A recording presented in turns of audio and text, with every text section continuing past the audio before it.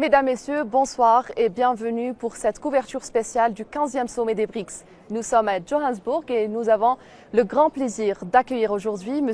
Kemi Seba, qui est président de l'ONG Urgence panafricaniste. Monsieur Seba, bonjour et merci beaucoup d'être avec nous. Bonjour à vous, que la paix soit sur vous. C'est un plaisir pour moi d'être Le plaisir est partagé, avec Monsieur vous Seba. dans ce pays de Winnie Mandela et de Nelson Mandela.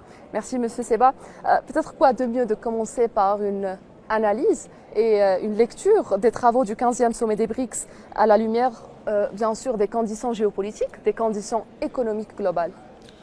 Je pense qu'on traverse une période historique et ce 15e sommet, plus que jamais, est en adéquation avec l'ère dans laquelle nous sommes. Nous sommes à une ère de basculement d'un monde qui a été essentiellement, depuis un certain nombre d'années, pour ne pas dire depuis des siècles, un monde unipolaire et qui est en train progressivement de tendre vers un monde multipolaire, sur le terrain politique, sur le terrain culturel, sur le terrain économique. Une majorité de l'humanité en a marre de l'hégémonie du dollar et le fait que les BRICS soient autant portés par les masses de différentes contrées de l'humanité est pour moi l'illustration qu'il y a un besoin d'autre chose, une volonté alternative à ce qui nous est proposé par l'oligarchie occidentale. Donc je pense que les BRICS viennent à point nommé actuellement et vous le voyez, c'est-à-dire qu'au-delà des pays demandeurs, il y a une influence. Tout le monde ne peut pas rentrer ici, mais ceux qui sont rentrés ici sont issus de tous les pays. Ceux qui ont été invités sont issus de tous les pays, du Sud notamment, du Sud global comme on dit. Et je crois que les BRICS, pour moi, sont véritablement une alternative à ce que l'on a vu pendant trop longtemps en Occident. Les gens veulent autre chose et il est important que nous tous, nous soyons des agents de communication de cette instance qui est en train plus que jamais de grandir. D'accord. Monsieur Seba, quelles sont selon vous les priorités aujourd'hui dans ce 15e sommet des BRICS? Est-ce l'expansion du groupe? Est-ce l'unification monétaire? Et ces priorités constituent-elles les premières étapes vers la sortie de cette unipolarité dont vous avez parlé? Moi, je pense premièrement, l'extension du groupe est nécessaire parce que ce qui va donner encore plus de force, à mon sens, aux BRICS, ce sera sa capacité à absorber en son sein d'autres contrées qui veulent elles aussi être dans cette même perception du monde et dans cette même pratique de la politique et de la géopolitique de manière générale. Et donc, il y a beaucoup de pays demandeurs. Je pense qu'il faut évidemment regarder les choses au cas par cas, mais plus il y aura de membres sérieux et rigoureux, plus cela crédibilisera la démarche des BRICS, qui est déjà plus que jamais crédible à mon sens.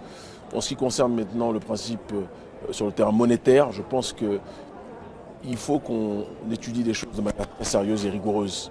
Parce qu'il y a des pays qui sont aujourd'hui dans des situations de prédation économique. Je parle de mon propre exemple, nous vivons dans la zone franc, qui est une zone coloniale, l'Afrique de l'Ouest et l'Afrique centrale, à travers le franc CFA. Le franc CFA est une monnaie beaucoup trop forte pour les économies locales et cela anéantit tout processus de compétitivité parce que nous sommes arrimés à l'euro.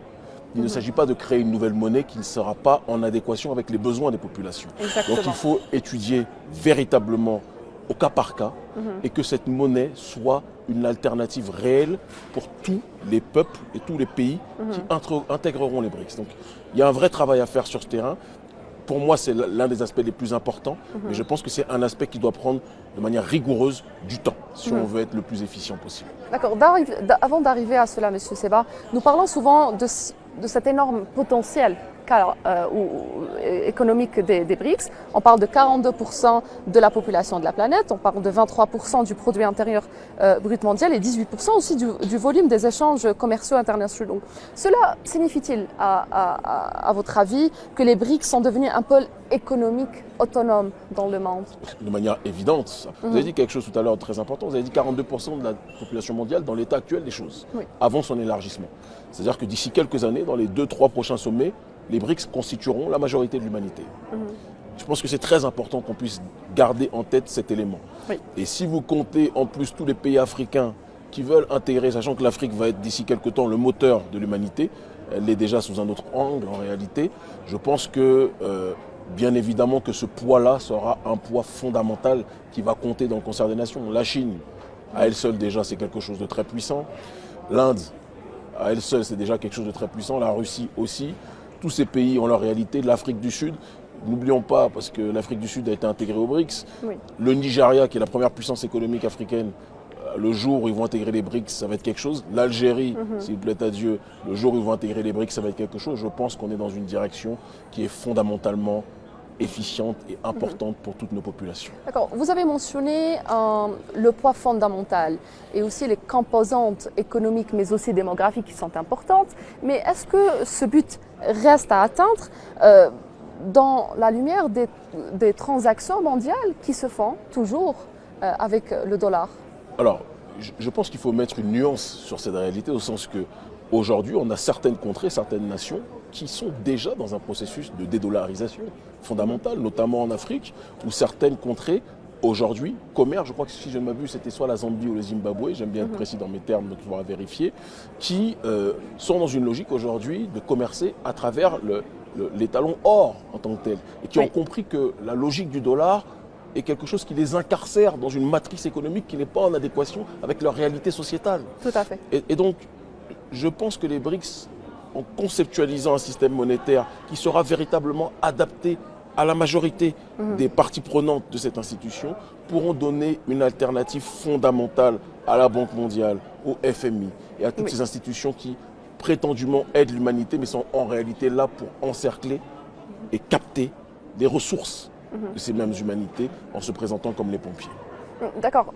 On parle souvent de cette dédollarisation. Des voix s'élèvent pour l'abandon du dollar dans les échanges commerciaux. Il y a aussi des demandes, comme nous avons mentionné, pour rejoindre les BRICS, 23 pays en particulier. Est-ce que vous pensez qu'il y a que l'économie est juste entre ces pays et va aider à développer et à atteindre le but des BRICS? Non, ce qui est sûr, c'est qu'il faudra qu'il y ait des critères de convergence qui soient réunis si on veut qu'il y ait une adhésion à une monnaie commune. Ça me paraît de toute façon des plus logiques. Et pour cela, il devra y avoir un effort de chaque nation, j'allais dire individuel, mais à l'échelle d'une nation, que chaque pays puisse faire l'effort pour réunir justement ces critères de convergence et qu'on puisse aller dans une direction qui soit en adéquation avec la vision prônée et proposée par les BRICS. Oui. Maintenant, je pense qu'ils ont la volonté de rentrer dedans, sont déjà des pays, quand on les étudie, qui sur le terrain économique sont dans une situation quand même beaucoup plus saine que beaucoup d'autres pays. Tout le monde ne se lève pas en disant je veux rentrer aux BRICS parce qu'ils savent qu'il va y avoir une étude de dossier très profonde dessus et que donc ils doivent être en harmonie avec un certain nombre de principes, de valeurs et de conditionnalités qui seront exposées à travers justement la charte des BRICS. Mais ça, je pense que c'est un travail de fond qui doit être mené collectivement et aussi individuellement à l'échelle de chaque nation. Vous pensez que ça va être abouti à la fin de ce sommet? Je ne suis pas sûr que ce soit à la fin de ce sommet. Je pense qu'il y a beaucoup parmi les gens qui veulent rentrer, les pays qui veulent rentrer, il y a beaucoup de pays qui n'auront pas forcément satisfaction à l'issue de ce sommet. Oui. Mais une partie, je pense, va être ceux qui sont les plus proches de ce qui est déjà présenté en termes de conditionnalité, à mon sens, seront acceptés. Mais même les entités qui ne pourront pas, d'après les échos que j'ai par rapport à tous les échanges qu'on a avec un certain nombre de responsables politiques, institutionnels, même ceux qui ne pourront pas rentrer maintenant, je pense, rentreront après. Les gens sont très lucides sur cette réalité. Vous avez mentionné la nouvelle monnaie unifiée et qui a été aussi exprimée récemment par le président brésilien au sommet de Paris. Je ne suis pas sûr que la monnaie en question sera présente et sera lancée à l'occasion de ce sommet. Comme je vous l'ai dit tout à l'heure, de manière très précise, je pense qu'il y a énormément de travail à faire, de travail à faire, de conditions qui doivent être réunies pour que l'on puisse arriver à cette direction. Simplement, je pense qu'il faut encore plus clarifier les conditions qui permettront à ce que chaque nation puisse s'aligner sur le principe évoqué par la réalité des BRICS. Ça, c'est un travail de fond qui doit être effectué et on va tous être attentifs dessus. D'accord. Les conditions vécues récemment par l'économie mondiale, on parle de la crise du coronavirus jusqu'aux conséquences de la guerre en Ukraine, mais aussi en arrivant aux sanctions américaines contre la Russie. Est-ce que vous pensez qu'elles vont accélérer cet objectif? Ça va accélérer la réalisation de l'objectif qui est recherché par les pays des BRICS? Ça va accélérer de toute façon ce qui est recherché par les BRICS pour la simple et unique raison que le système qui est bouleversé par les événements que vous venez de relater et d'exposer, c'est le système du monde unipolaire. C'est le monde occidental et ses règles qui sont aujourd'hui bousculées. Et ceux qui veulent créer un monde alternatif à ce monde sous lequel nous vivons ce monde qui nous impose son joug actuellement, ce sont les entités qui justement veulent une réalité différente, plus juste, plus multipolaire, et c'est matérialisé par les BRICS. Donc je pense que dans ce chaos provoqué par les diverses guerres, par les divers événements, par le coronavirus, que ce soit la guerre en Ukraine, que ce soit la guerre au Yémen, qui est une guerre impérialiste aussi, on peut en parler, etc., etc., toutes ces entités, tous ces événements, toutes ces réalités, pour moi, favorisent l'instauration d'un régime global beaucoup plus juste qui s'appuiera sur le respect des diverses particularités. C'est la différence fondamentale avec le globalisme néolibéral qui veut uniformiser l'humanité. Là, on ne parle pas d'uniformisation de l'humanité, on parle de chaque peuple qui vient avec sa valeur ajoutée, en respectant sa particularité. Et je pense que ça, c'est quelque chose qui manquait profondément au monde unipolaire et que l'on est en train de gagner avec la réalité de la multipolarité. Qu'est-ce qui pousse ces pays à rejoindre les BRICS? Est-ce qu'ils se sentent plus en sécurité, si on peut dire ça, au sein des BRICS? Est-ce que si on parle par exemple de monnaie unifiée, est-ce que ça va apporter un plus à l'économie mondiale, mais aussi à l'économie de ces pays? Je pense que s'ils veulent rentrer, c'est qu'a priori, c'est quelque chose qui leur apportera forcément un plus. Mais encore une fois, les BRICS ne peuvent pas être le messie d'un pays. Si le pays à l'intérieur est géré n'importe comment, l'intégration aux BRICS ne changera rien. Et je dis toujours qu'avant de vouloir être sauvé par l'extérieur, il faut que chaque pays soit capable de comprendre la nécessité de se sauver de l'intérieur. Donc il y a un travail de fond à faire à l'intérieur de nos pays pour que ces pays-là justement puissent être des valeurs ajoutées par la suite. Et moi je le dis que si un jour la nature décide, si Dieu Tout-Puissant décide qu'un jour j'aille sur la voie institutionnelle au-delà du leadership citoyen important qu'on a quand même aujourd'hui, d'après vos collègues, je pense que moi, à l'échelle de mon pays, le Bénin, évidemment que je me tournerai vers les BRICS. Mais avant de se tourner vers les BRICS, l'obsession sera de faire en sorte que mon pays soit un pays et ma région, ma sous-région, soit une région puissante. C'est important. Exactement. Oui. Supposons que ce sommet va conduire à l'acceptation de nouveaux membres. Qu'en est-il des rapports sud-sud au sein des BRICS? Quand vous dites rapport sud-sud, c'est entre les différents pays, il est évident qu'il y a beaucoup de choses qui doivent être améliorées. Ne nous mentons pas. Il y a beaucoup de choses qui doivent être corrigées. Ne nous mentons pas. Comme dans une famille peut s'aimer, mais il y a parfois des abcès qui doivent être crevés. Et je profite de votre chaîne, qui est une chaîne que je suis régulièrement. C'est pour ça que j'ai accepté, bien évidemment, volontiers cette interview. L'Algérie est une terre des révolutions. C'est une terre qui a été la Mecque de la révolution pendant très longtemps. Et que ce soit les Black Panthers, que ce soit les mouvements panafricanistes, à un moment donné, tout le monde se retrouvait à Alger. Comme aujourd'hui, beaucoup se retrouvent à Moscou. Parlons de l'Occident maintenant. L'Occident fait preuve d'un intérêt croissant pour le groupe des BRICS. Vous avez mentionné tout à l'heure l'exemple du président français Emmanuel Macron et aussi une grande attention de la part des médias pour ce sommet. Comment expliquer cet intérêt? Les BRICS suscitent-ils réellement peut-être des inquiétudes pour l'Occident? Une inquiétude fondamentale. Celui qui a été habitué à diriger, à dominer, lorsqu'il voit un challenger émerger puissamment et être plébiscité par de très nombreuses entités, il a tendance à s'inquiéter, à être préoccupé. C'est quelque chose que je peux complètement intégrer.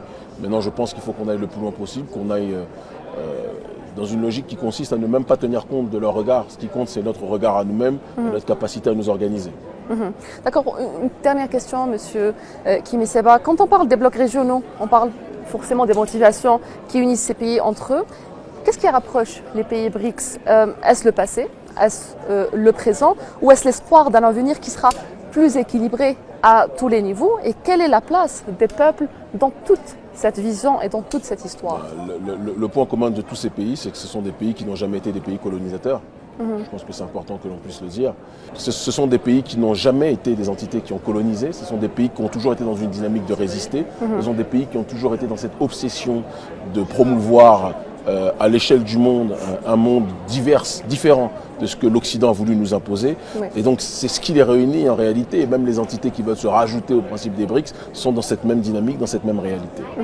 Monsieur Kimi Seba, c'était un plaisir de vous avoir. Le plaisir était pour moi. Merci d'être avec nous. Force à votre média et en Algérie prochainement. Merci beaucoup. Merci à vous. Mesdames, Messieurs, nous arrivons à terme de cette couverture spéciale. Merci de nous avoir suivis. À bientôt.